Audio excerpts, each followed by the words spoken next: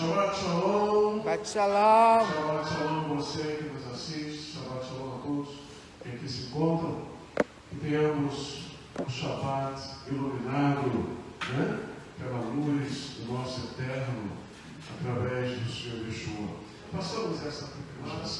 Hoje a nossa morada Camila estará com a palavra. Mas porém, estava vendo com ela. Eterno Rei, Eterno Deus, Baruch atah Adonai Eloheinu melech haolam, bendito sejas tu, Senhor nosso Deus, Rei do Universo. Somos gratos ao Senhor, mais uma vez, pelo privilégio que o Senhor nos concede de estarmos aqui neste lugar, Senhor, proclamando a tua Torá, proclamando a tua palavra, a tua Dibá, aqui neste lugar, Senhor. E aqueles que a querem ouvir, aqui tem vindo, Senhor, e também assistido.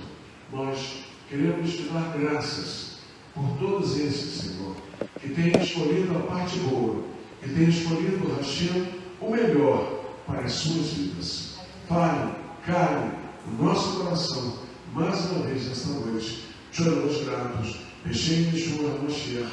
Amém.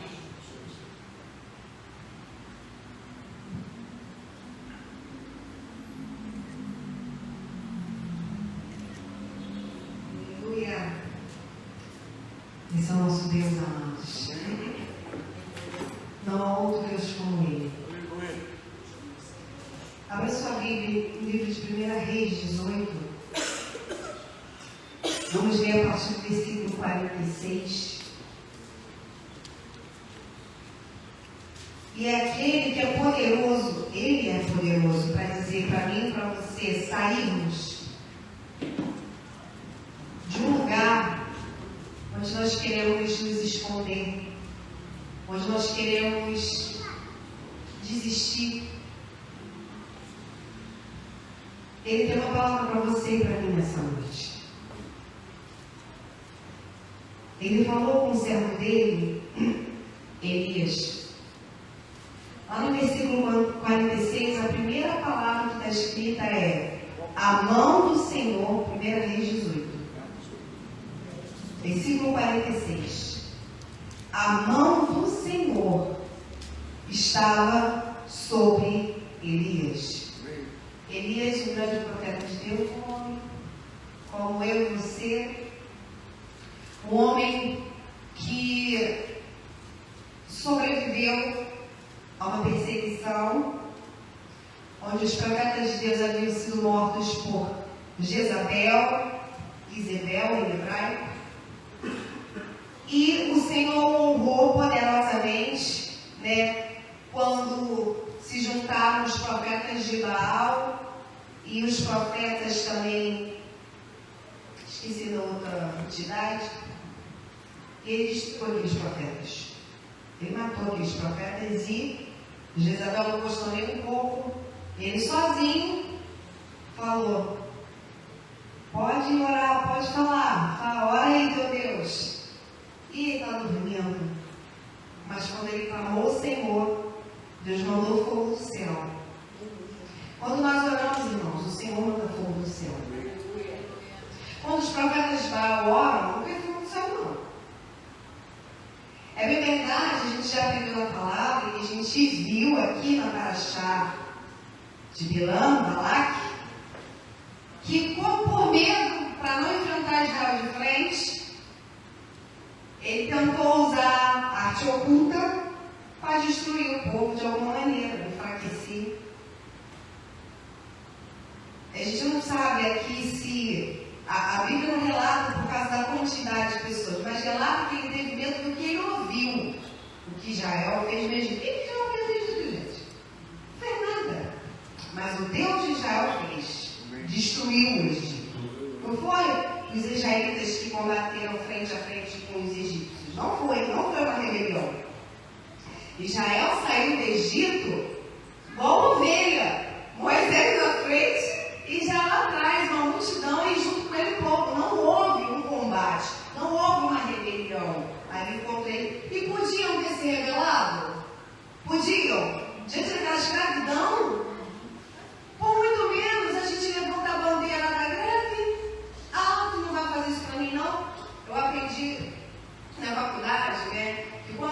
trabalhadores eles querem se manifestar, o último ponto é a greve. Mas antes disso eles começam a fazer um sistema de morosidade. Começa a trabalhar mal, começa a trabalhar devagar, começa a fazer uma maneira que prejudique, né, a empresa onde ele está, para se manifestar. Ou tipo, você não está me incentivando. Então foi isso que os filhos de Israel fizeram. Eles podiam, eles eram escravos. E eles eram maior em quantidade. Nós aprendemos no livro de Êxodo, capítulo 1, que quem ficou com medo de Israel? Faraó. E esse povo está crescendo muito. Esse povo se multiplica. Vamos fazer alguma coisa, porque eles vão ficar em maior número, vão se juntar com os outros e vão destruir. Então ele não foi combater Israel de frente. O que ele fez com Israel? Estrategicamente, vamos matar os bebês. Vamos parar essa procriação. Se nascer menina, tudo bem, mas se nascer menino, que tem a semente, vamos acabar. Você vê que o nosso adversário ele não bate de frente com a gente, mas ele procura maneiras de nos destruir. Ele sozinho conseguiu destruir todos aqueles profetas de Baal, de Astera, se não me engano. Ele matou aqueles profetas. Mas Jezabel, a mulher, né, do rei, qual é o nome dele? Esqueci agora. Está lá no capítulo 19. Hã? Não. Eu vou achar. Mandou matar ele. Lá no versículo 1, capítulo 19 de 1 Reis. E Acabe, isso. Acabe fez saber a Jezabel, né, a esposa dele, tudo que Elias tinha feito, como totalmente matar a todos os profetas à espada. Você vê que o profeta, o verdadeiro profeta de Deus, irmãos, ele não fica só profetizando, não. Isso aí é profeta de Baal. O verdadeiro profeta de Deus, ele não tem não só poder para profetizar, mas também para ordenar. A palavra diz que aquele que tem poder de dar vida e dar vida é quem? É o Senhor. Mas o Senhor deu autoridade e poder aos seus profetas. Vocês acreditam nisso? Profeta não é pouca coisa não. A ideia de profeta que se tem hoje é muito pobre, muito empobrecida. Hoje em Israel eles acham nem que tem mais profeta, porque eles sabem o que diz as escrituras acerca de um profeta. E hoje a igreja do Senhor acha que profeta é aquele que fala em línguas estranhas, que pula, rodopia. Também pode até ser, mas não é isso que é profeta de Deus. Um profeta do Senhor verdadeiramente, quando ora e quando tem uma vida em santidade, o Senhor atende ele, porque ele tem esse espírito da profecia. E quando ele diz fecha, fecha. Quando Elias orou e falou não vai chover, o que aconteceu? Irmãos, você pode fazer o que você quiser, as nações podem fazer o que elas quiserem, sistema de irrigação. Em Israel, como uma área desértica, eles criaram todo um sistema, né, para poder a plantação crescer no deserto, e deu certo. Mas se o Senhor não estivesse ali naquela terra, não ia dar certo. Porque se o profeta falar não chove, não chove. Se um verdadeiro profeta de Deus falar para você, você vai conseguir, você vai conseguir. Agora, se o profeta de Deus falar que não vai conseguir, não vai, não. Não vai.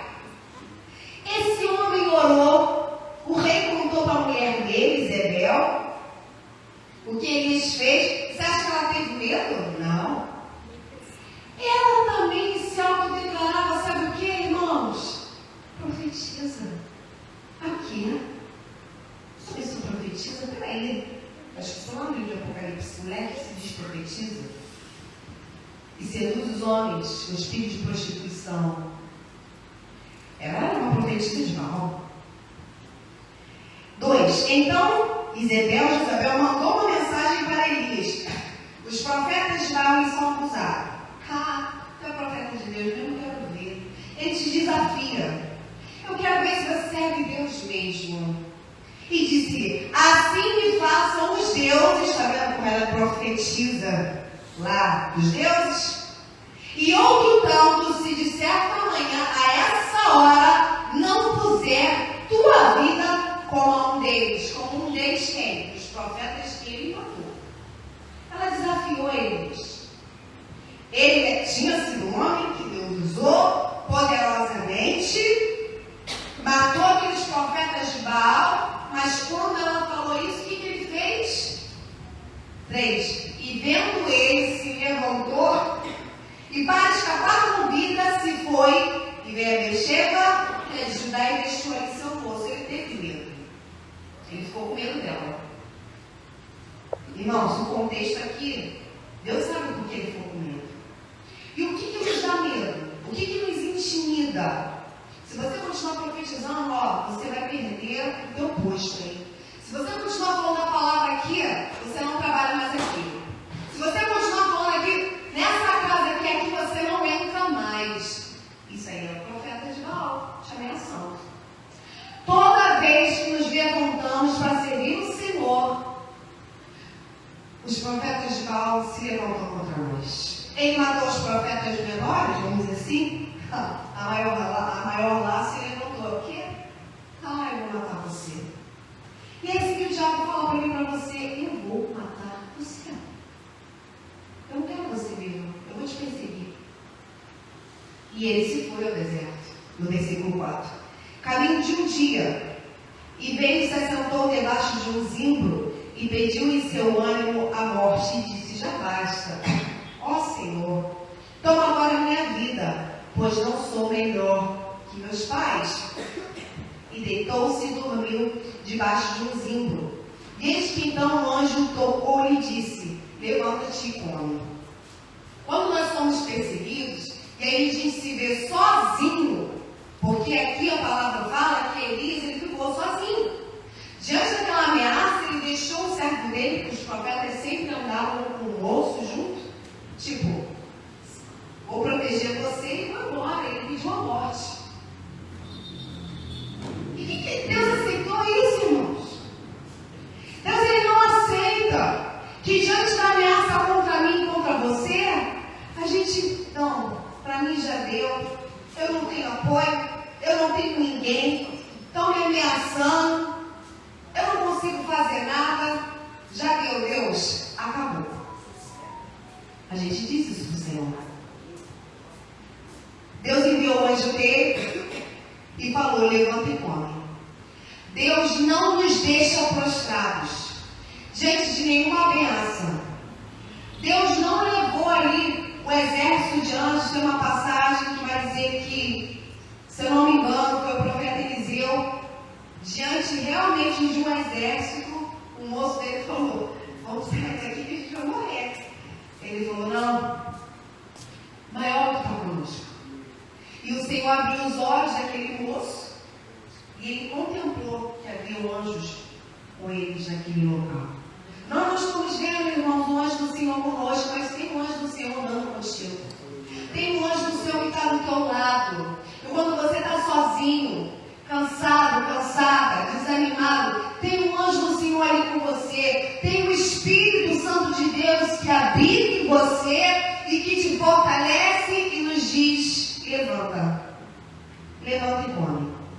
Ele olhou e eis que em sua cabeceira estava um pão cozido entre as brasas e uma botija de água, e comeu e bebeu e tornou-se a deitar.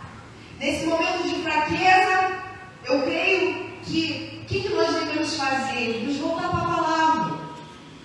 No momento que a gente estiver se sentindo fraco, sozinho, cansado, desanimado, com medo, a gente tem que entrar no nosso quarto e realmente ficar, você e Deus e a palavra do Senhor. Regar o coração com a palavra. Porque ela é o nosso alimento.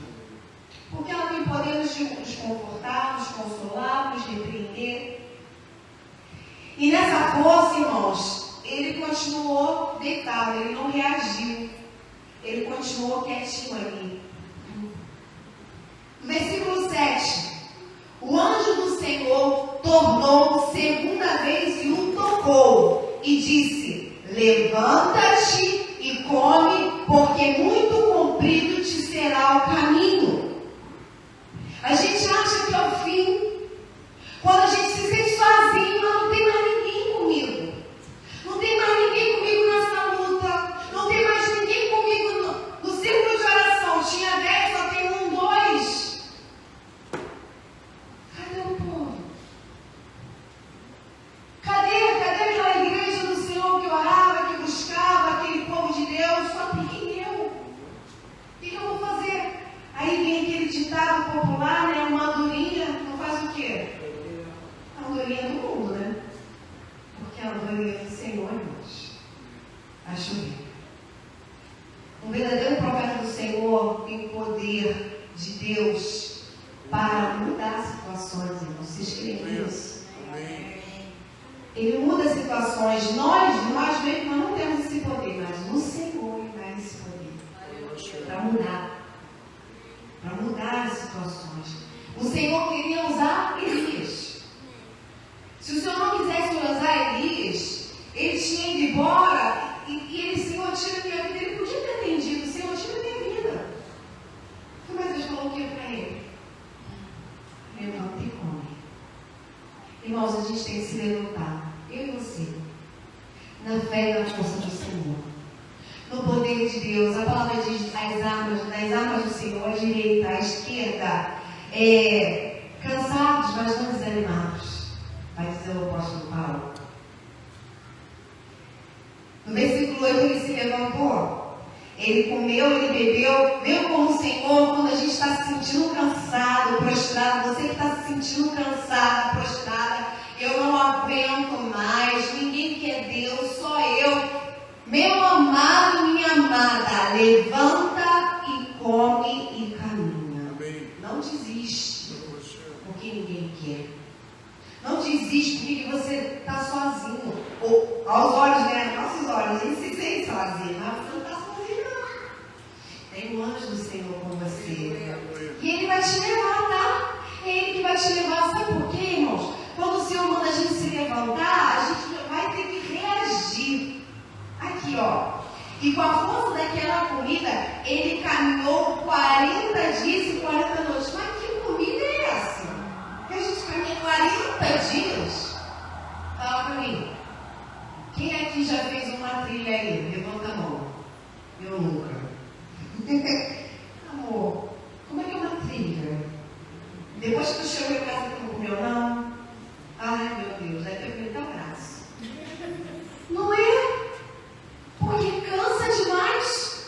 Agora você andar 40 dias. Irmão, vamos lá. Ele estava de carro. O Senhor mandou ele andar a pé. E ele andou. E a palavra diz que com a força daquela comida ele caminhou 40 dias. Então, ele não sentiu o quê? Ele não sentiu fome. Ele não sentiu cansaço. Nós precisamos pedir do Senhor dessa comida para tirar da nossa vida esse cansaço espiritual. Eu estou cansado dessa situação. Eu estou cansada. Às vezes o cansaço é da família. Às vezes o cansaço é do trabalho. Às vezes é o cansaço de algo que você não consegue mudar. Você sente esse cansaço. E quando a gente está cansado, a tendência é a gente fazer o quê? Desistir. A gente desiste. Para que tanta luta, Senhor? Eu não vejo mudança. Mas o Senhor quer que você coma desse alimento espiritual para você força para continuar, porque vai haver mudança. Aleluia. Vai haver, eu não estou vendo não, mas vai haver. Deus queria ele e Deus quer a mim e a você. Deus está contando comigo e com você para continuar, irmãos, a andar com Deus nesse mundo. A palavra diz lá no livro de Gênesis que a geração tinha se corrompido. Lá no livro de Enoque, que a gente estava citando aqui, lá no início, as mulheres estavam tendo relacionamento com os anjos. Os anjos estavam se corrompendo. O mundo estava se corrompendo e o mundo está fazendo o quê? Se santificando. Mas a palavra vai dizer que existia um homem que andava com Deus. Existia um homem, irmãos, você leu comigo na Torá, Você leu comigo no início da porção, no meio de toda essa geração, os filhos de Adão foram lá se corrompendo, chegou Noé, e a palavra vai dizer, ele andava com Deus. Ele era justo. O pai dele, Enos, Enoque, andava com Deus. Nós andamos com Deus. Se você anda com Deus, a gente anda na contramão desse mundo. E Elias foi, andou e foi até o monte de Deus. E é para lá que a gente tem que ir. No monte do Senhor. Quando a gente se sentir fraco, desanimado, a primeira coisa que tem que fazer, irmão, não é ir para a televisão, não é ir para a TV, não é ir para as pessoas, é ir para o Senhor. É você ir no monte do Senhor, num lugar recluso, e ali orar, e ali se derramar, e ali buscar Deus, porque ali Deus irá falar com você. Quando a gente chega numa sinagoga, numa querelá, a gente chega aqui, a gente fica quietinho, porque nós precisamos ouvir o que o Espírito quer dizer ao seu povo. Nós precisamos ouvir o que o Espírito Santo quer nos dizer. Por isso que a gente precisa entrar e aquietar nossa alma, para ouvir o que o Espírito quer nos falar. E ali, em frente ao monte, no versículo 9, ele entrou numa caverna e passou ali a noite. E eis que a palavra do Senhor veio a ele. Que palavra é essa? Não era mais um anjo. Veio uma palavra. E assim o Senhor fala comigo, com você, de repente vem lá no teu espírito uma palavra. Faz isso aqui, lê isso aqui. E veio essa palavra e falou, o que faz aqui, Elias? Ele estava ali no monte do Senhor, em Horebe, mas não era para ele estar onde? Na caverna. Gente, o que tem dentro de uma caverna? Me ajuda. Meu Deus! Fala para mim, com certeza tem um interruptor, com certeza. E aí ele acendeu a lâmpada. O que tem dentro de uma caverna, gente? A palavra diz que ele passou a noite ali, ele passou a noite onde? Na luz? Ele quis ficar ali nas trevas quieto. Lembra do Salmo 139? Ainda que eu coloque a minha cama lá no chão, ali tu estás, ali teu Espírito estará comigo. Por que uma pessoa vai se sentir, irmãos, eu creio que é uma angústia tão grande que a gente quer se esconder. Senhor, eu não aguento mais, eu não quero viver isso, eu não quero encarar essa mulher, essa demônia. Eu não quero encarar esse povo. E o Senhor perguntou, o que você está fazendo aqui? Então não era para ele estar ali. Se o Senhor perguntou o que você está fazendo aqui, não era para estar ali. A atitude dele não foi certa de ter entrado na caverna. Ele tinha que estar onde? No monte do Senhor, não na caverna. E aí ele disse o porquê. Tenho sido muito zeloso pelo Senhor, Deus dos exércitos, porque os filhos de Israel deixaram a tua aliança, derribaram teus altares, mataram os teus profetas. É verdade o que eu estou falando aqui? A espada. E eu fiquei só em busca da minha vida para me tirarem. E nós estamos falando assim, Senhor, faço tudo o que o Senhor quer. Eu te agrado. Olha o que está acontecendo na minha vida. Ah, não quero continuar mais não. Vou ficar aqui.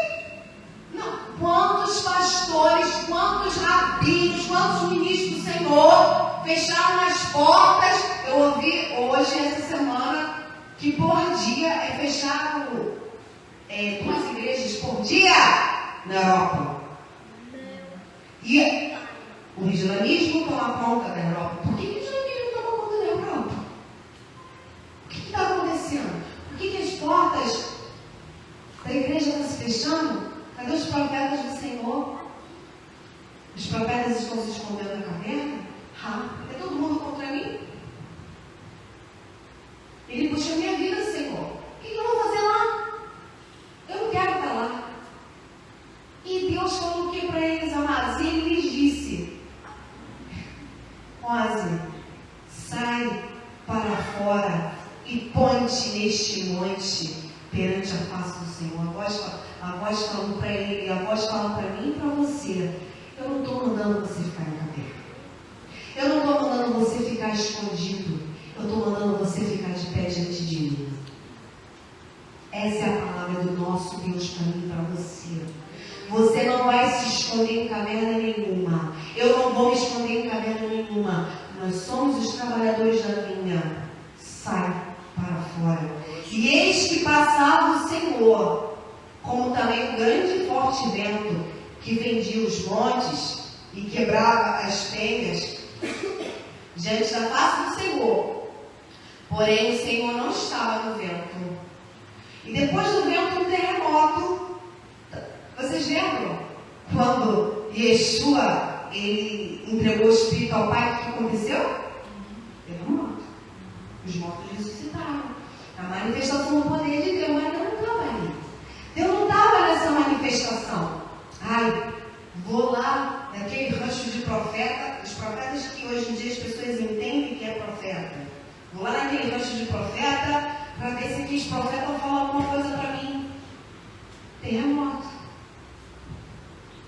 É um barulho, é um movimento, mas o Senhor está lá? Quantos de nós, em busca de uma resposta, em busca de uma palavra, em busca de uma solução, vão em movimentos, vão naquele lugar onde aqui tem fogo? Se você está em oração quietinho, não está no fogo de Deus. Será? Que fogo é esse que estão falando? Que fendia os montes, quebrava as penhas diante da face do Senhor. Porém, o Senhor não estava no vento.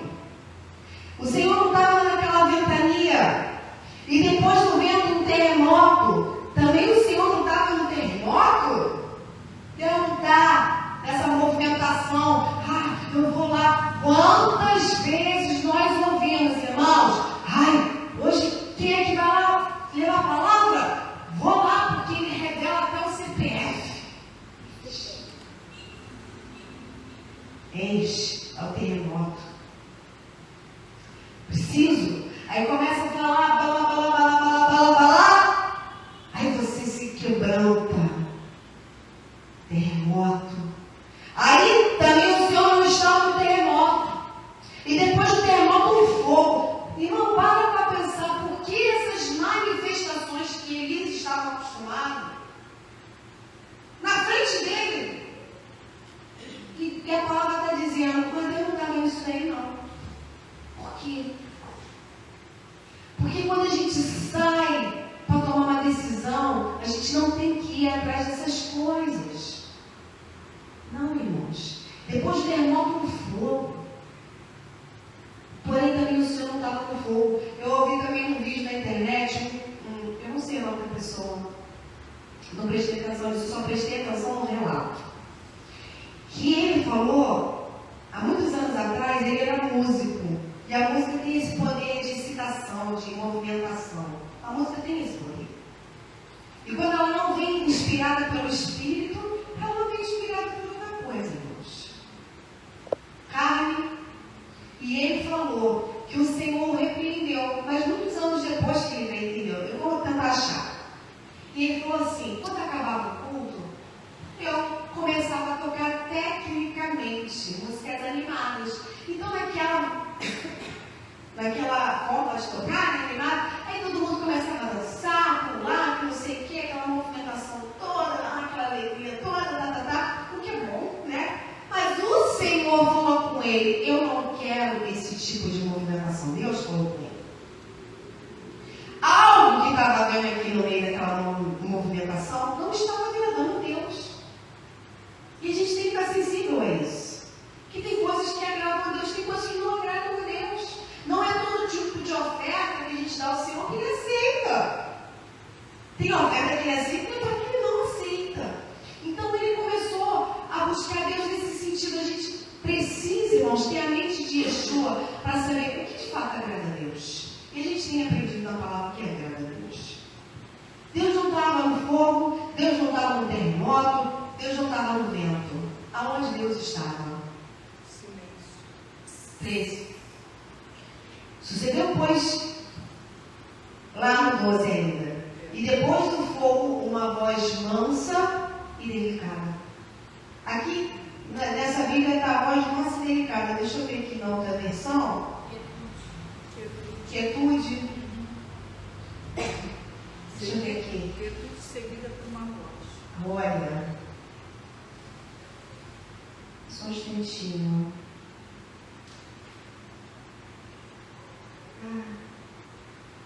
Na Torá vai dizer uma pequena voz. Uma pequena voz. A nossa nossa pastora sempre nos ensinou. Antes de tomar uma decisão, primeiro tinha que não faça nada de emoção. Até a psicologia fala isso, gente. Quando você está muito irritado, quando você está muito cansado, quando você está muito triste ou muito feliz, nunca toma uma decisão. Porque você vai aprender a tomar uma decisão errada. Até a psicologia diz isso. Aí você está naquela excitação, naquela movimentação. Eu entrego a minha vida ao Senhor. Vem a primeira luta. Já vai não. Não quero mais. Aí vem Yeshua, aquele que ama mais pai do que a mim, não é digno de mim. Como é que eu posso amar mais o meu pai do que a Yeshua? Como isso? Quando meu pai começa a fazer coisas que não agradam a Yeshua. Quando meu pai começa a falar coisas que a palavra não concorda. Fala que eu não estou quando está mentindo. Eu tenho que amar mais Yeshua do que meu pai. Irmãos, a gente vai ver aqui por último, para ser um profeta de Deus, de verdade, né, essa coisa que está acontecendo por aí, me perdoe a expressão, ele recebe de Deus uma autoridade muito grande, mas o sacrifício dele também é muito grande. Porque o Senhor manda ele se desfazer de tudo.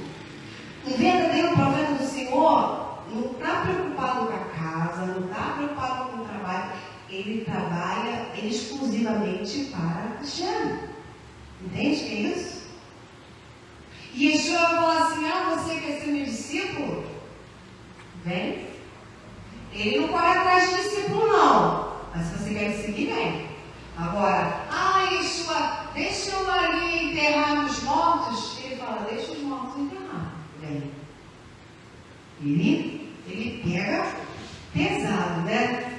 Então, irmãos, Deus está, não estava. Deus está na voz mansa, na voz delicada, na quietude, na pequena voz. Ele não está nessas movimentações. E sucedeu que, ouvindo-a, Elias, ele envolveu o seu rosto na sua capa e saiu para fora. Ele entendeu que era a voz de Deus, aquela pequena voz. A gente vai ver vários relatos na palavra que a voz de Deus é como voz de muitas águas. Uma voz de trovão. Por que naquele momento difícil, o Senhor decidiu falar com ele com uma voz pequena? Calma. Porque ele precisava disso. E nessas horas difíceis da nossa vida, nós não precisamos de movimentação. Não fica correndo atrás de resposta. Deixa Deus falar. Às vezes o Senhor vai falar com você de uma forma surpreendente, né? Vai te pegar assim numa situação que você está mais tranquilo. Não vai ser para você. O que tem que ser feito? Ele vai falar. E Elias ouviu, se envolveu na capa dele e perguntou: o que você está fazendo aqui, Elias? Deus não brigou com ele. Deus não enviou. A gente viu aqui na palavra que Deus enviou o anjo e tocou nele. Ele não podia ter mandado o anjo dar um pau nele? Podia, não, tu fazia isso. Né? Ele não fez isso, não. A voz delicada falou: o que você está fazendo aqui? Aí ele repetiu: eu tenho sido em extremo zeloso pelo Senhor, Deus dos exércitos, das hostes, né? Exército, né? O Espírito, né, irmãos? Porque os filhos de Israel deixaram a aliança, derrubaram teus altares, mataram teus profetas, a espada. Eu fiquei só. E buscam a minha vida para me tirar. E o Senhor disse, vai, e volta pelo teu caminho, volta. Não era para ele ter saído. Ele saiu porque ele ficou com medo. Ele ficou com medo daquela ameaça. Quantos de nós tomamos decisões assim? Por medo, por angústia. Eu vou sair logo daqui porque o país está entrando em colapso. Vou fazer logo isso daqui. Vou tomar essas providências. E Deus mandou voltar. Volta pelo teu caminho para o deserto de Damasco. Vem e unge a Azael, rei sobre a Síria. Também a Jeú, filho de Nimsi, ungirás reis de Israel. Olha o poder que o profeta tem para ungir reis. Esses profetas ainda existem, irmãos. E também Eliseu, filho de Safate, Abel Meolá, ungirás profeta em teu lugar. Ele só ia aposentar a hora que Deus chamasse ele. Então você só pode parar, você só deve parar quando Deus disser para você, agora chega. Mas enquanto Deus não disser, chega, irmão. A gente precisa ir caminhando, muitas das vezes chorando. Mas a gente vai voltar com alegria os nossos bois. Porque essa plantação é do Senhor, não é nossa, é dele. E aí dizer que o que escapar da espada de Azael matou a Jeú, olha o que está escrito. E o que escapar da espada de Jeú matou a Eliseu. Também eu fiz ficar em Israel 7.000. Então, aquela situação política, religiosa em Israel não estava agradando Deus. Ele falou assim, esse rei acaba e vai sair, porque você vai ungir o outro. A situação vai mudar. E essa situação vai mudar através de você. Através de você. Através da minha vida. Levanta. Sai dessa caverna. Todos os joelhos que não se dobraram a Baal. Existem pessoas que ainda não se curvaram diante desse sistema. 19. Partiu, pois, Elias dali e achou Eliseu, conforme Deus falou, né? Filho de Safate, que andava lavrando com 12 juntas de bois adiante dele. E ele estava com a 12ª. Elias passou sobre ele e lançou a sua capa. Né? A capa diz unção. A capa fala sobre a unção de Deus na vida daquela pessoa. Então deixou ele os bois e correu após Elias. E disse, deixa-me beijar meu pai e minha mãe, então te seguirei. E ele disse, vai e volta. Por que te tenho eu feito? Voltou, pois, atrás dele, tomou uma junta de bois e os matou. E com os aparelhos dos bois cozeu as carnes. Você percebe aqui que ele não voltou lá em Beersheba para buscar aquele moço. Percebeu? Deus deu uma ordem direta e falou um nome. Deus cita nomes. Ungirás Eliseu em teu lugar. O nosso substituto está com o Senhor. E ele tem um nome. Quando Deus levanta alguém, ele fala o nome da pessoa com muita clareza. Você vai ter certeza quem é essa pessoa. Você não vai ter dúvida. A pessoa que vai te substituir. Eu preciso de uma pessoa para me substituir no trabalho. Mas quem? Hashem vai falar. Deixa ele falar. Mas eu acho que essa pessoa não é muito capaz, não. Ela é. Ela é. Confia nele. Ele vai te direcionar. Meu Deus, quem eu vou deixar no governo aqui da congregação? Quem eu vou deixar na direção? Ele vai falar para você. Lembra de Moshe? Vai, levanta aí o Yoshua, Josué. Leva ele com você. Porque eu vou colocar, ungir. Você vai botar a mão na cabeça dele na frente do povo para que o povo o obedeça. Ele vai falar.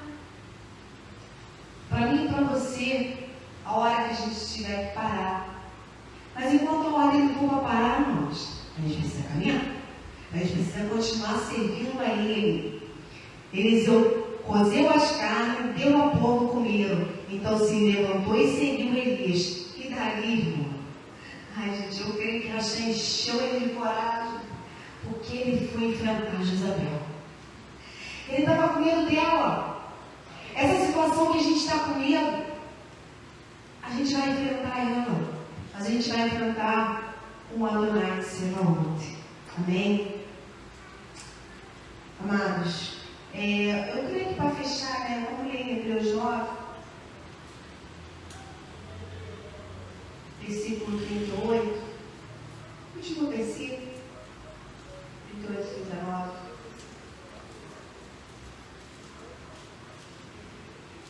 Eu não gritei com vocês, eu não falei língua estranha, mas eu tenho certeza que essa palavra do Senhor é a que vai te dar a disposição que você precisa para você continuar a jornada dele. 38, 39. Hebreus 10.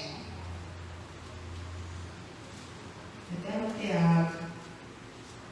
É isso mesmo. Hebreus 10, 38, 39. Até corrigir. Mas a pessoa justa, ela viverá da fé, né, da confiança da palavra. E se essa pessoa recuar, voltar atrás, a minha alma não tem prazer em alma. Nós, porém, não somos daqueles que se retiram para a perdição, mas daqueles que creem para a conservação da alma. Amém? Essa é a nossa mensagem do Senhor, Haftarah de Pinchas. Que o Senhor nos renove, nos abençoe em nome de Yeshua. Amém. Em dado momento em que ela se referiram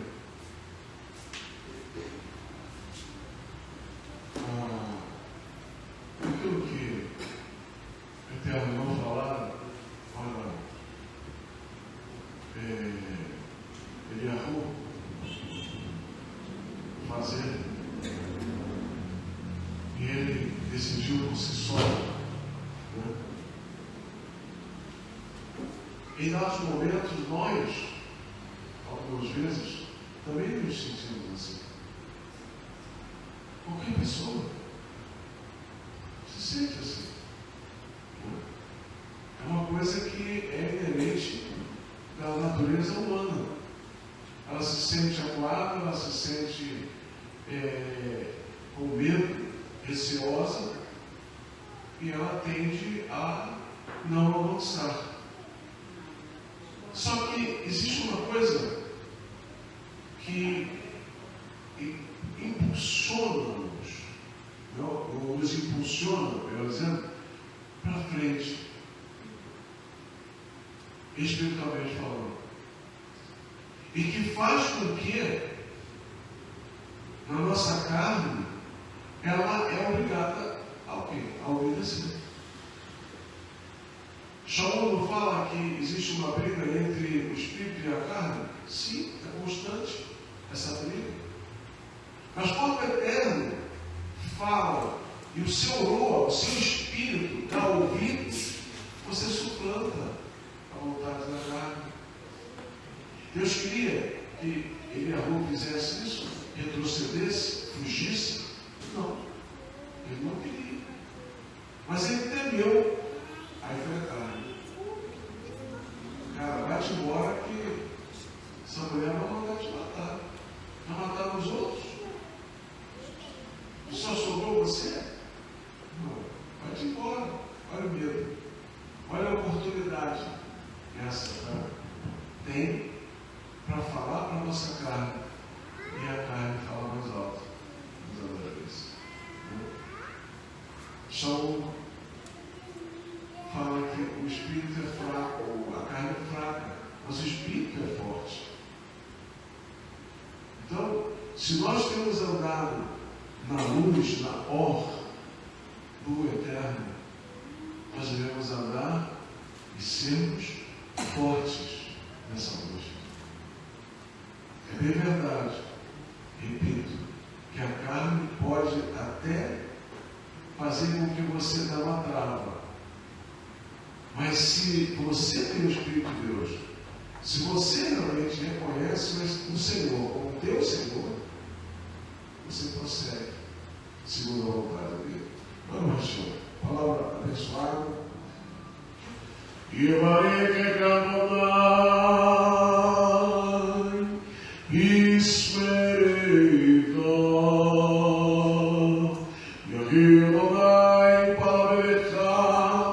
e